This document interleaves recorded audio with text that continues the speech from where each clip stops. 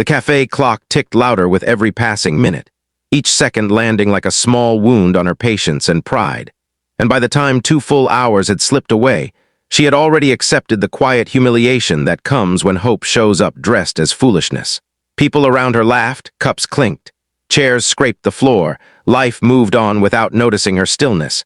And she wondered how something as simple as a blind date could make her feel so painfully visible and invisible at the same time.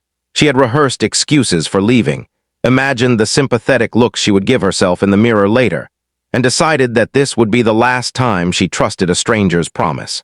And then the door opened, and the man who walked in shattered every expectation she had been clinging to. Before the story pulls you any deeper, take a moment right now.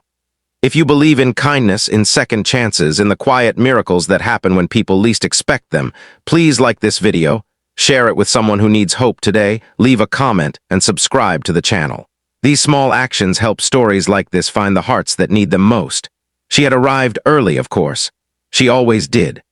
Being early was her way of proving to herself that she was still responsible, still reliable, still worthy of effort even after life had taught her how easily people disappeared. The cafe was warm and softly lit, the kind of place that made loneliness feel almost romantic if you didn't sit with it too long. She chose a table near the window, ordered a coffee she barely touched, and checked her phone more times than she wanted to admit.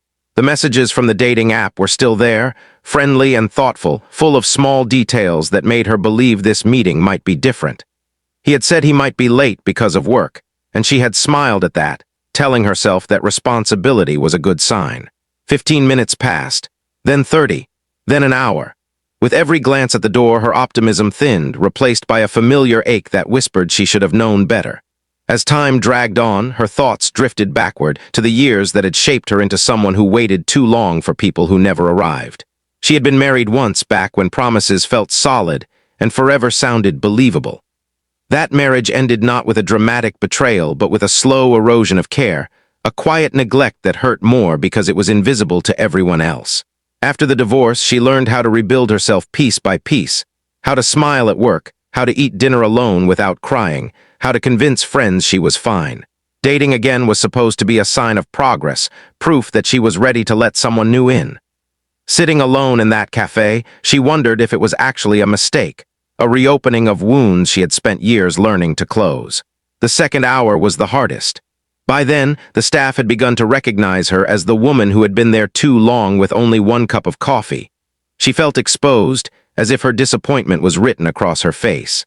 She considered leaving at least a dozen times, each time telling herself just 5 more minutes. Those 5 minutes stretched thin, filled with self-blame and doubt. Maybe she had misunderstood the time. Maybe she wasn't interesting enough to deserve an explanation. Maybe this was simply the universe reminding her to lower her expectations. She gathered her bag, ready to stand up and walk away with what dignity she could salvage when the door opened again. The man who entered did not look like the one she had imagined during those long, waiting hours. He was older than his photos suggested, with streaks of gray in his hair and a tiredness in his eyes that spoke of long days and heavy responsibilities. He walked with a slight stiffness, carrying a worn leather bag that looked like it had followed him through years of hard-earned routines. There was nothing flashy about him, nothing polished in the way dating profiles often try to be.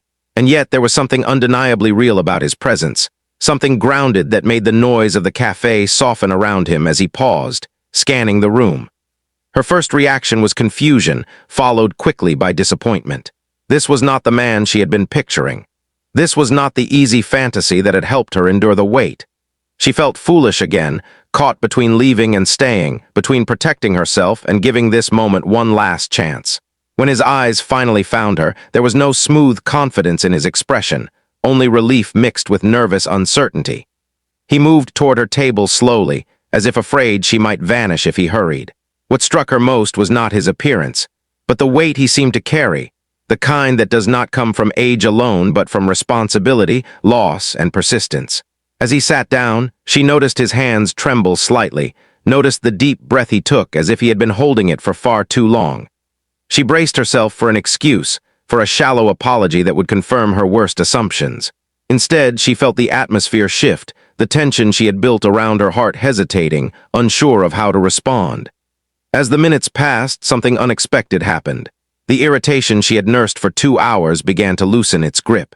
He did not try to impress her. He did not pretend to be someone else. There was an honesty in the way he carried himself, a vulnerability that felt rare and disarming. She learned, not through dramatic revelations, but through small, unguarded moments, that his lateness was not carelessness. He was a single father who had just come from the hospital, where his teenage son had undergone a minor but frightening procedure. He had sat by a hospital bed longer than planned, choosing reassurance over punctuality, knowing he might lose this chance but unwilling to abandon his responsibility. Her perspective shifted quietly, like a sunrise you do not notice until the light is already there. The 2 hours she had spent waiting began to feel smaller in comparison to the years he had spent showing up for someone who depended on him. She recognized the tiredness in his eyes because she had seen it in her own reflection during her hardest seasons. In that shared understanding, something softened between them. The cafe faded into the background as they both settled into the simple act of being present, of letting the walls they had built for survival rest for a moment. She found herself listening more than she spoke, absorbing the way he talked about life not as a series of achievements, but as a collection of moments that mattered. He spoke about learning patience through fatherhood, about the quiet fear of raising a child alone, about the guilt of wanting companionship while already feeling stretched thin. None of it felt rehearsed. None of it felt like a performance. It felt like truth, offered without guarantee of acceptance. And in that honesty, she felt something stir that she had almost forgotten how to recognize: respect.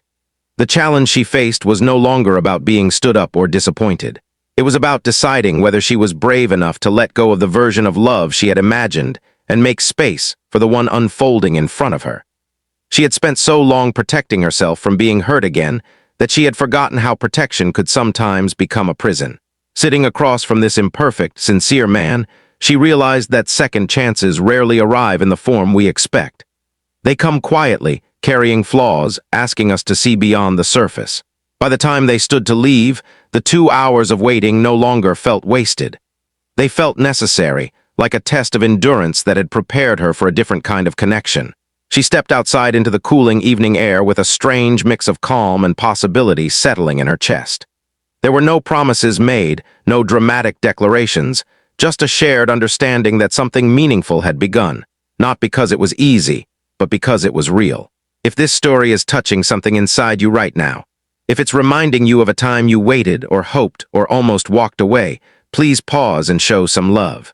Like the video, share it with someone who believes in unexpected grace, and let us know in the comments how this story made you feel.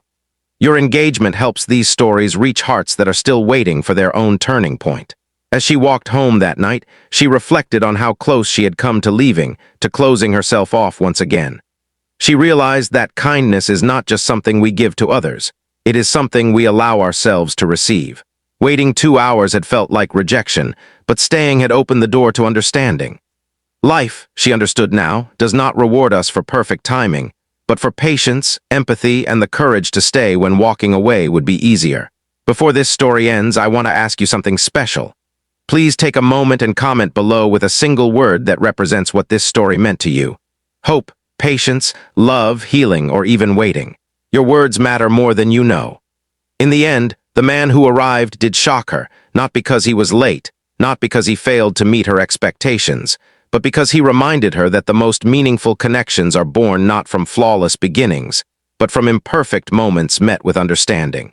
And sometimes, the longest waits lead us exactly where we are meant to be.